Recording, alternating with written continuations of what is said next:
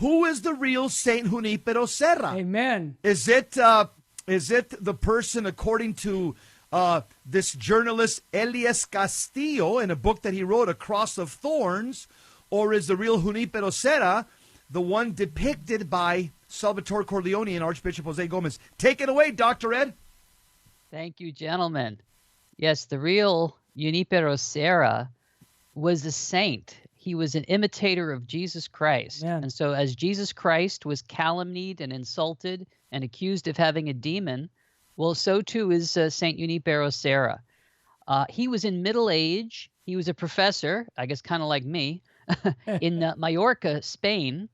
And he didn't have to go anywhere. But he traveled all the way across the Atlantic Ocean, which, back in those days was like going into outer space. And then he walked barefoot because he was a Franciscan. Yep.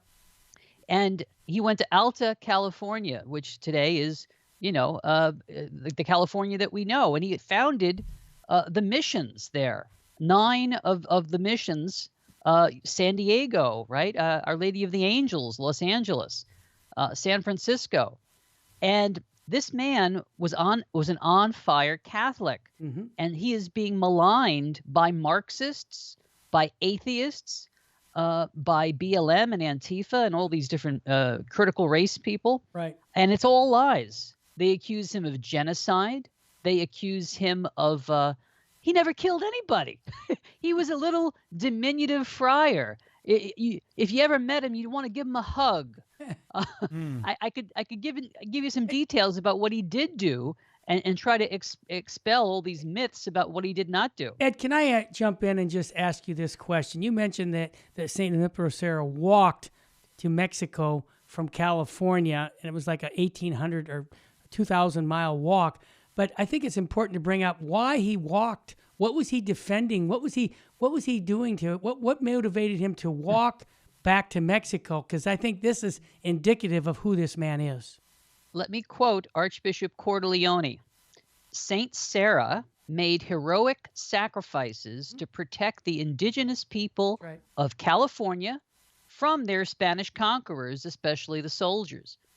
Even with his infirmed leg, which caused him such pain, he walked all the way to Mexico City to obtain special faculties of governance from the Viceroy of Spain in order to discipline the military who were abusing the Indians. Unbelievable. And then he walked back to California.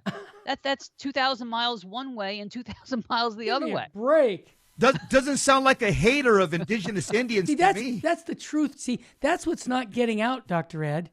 Well, Terry, this is by intention. This is the way the communists operate. Yeah, that's right. They have to revise history. Yep. And so they put out misinformation and disinformation, and they confuse the low-information Catholic, the low-information American, because, again, if people aren't listening to good podcasts like this and others, they're going to read, an article from the Los Angeles Times. They're going to say, wow, Junipero Serra was a monster. And that's it. End of story. Let me tell you about an incident that happened on the night of November 4th, 1775 at Mission San Diego. Okay, there was a plan hatched by pagan sorcerers and shamans to remove all traces of the Spanish. And so that night, 600 warriors from some 40 different rancheras, they crept into the mission compound. Wow. They plundered the chapel. They set fire to the buildings.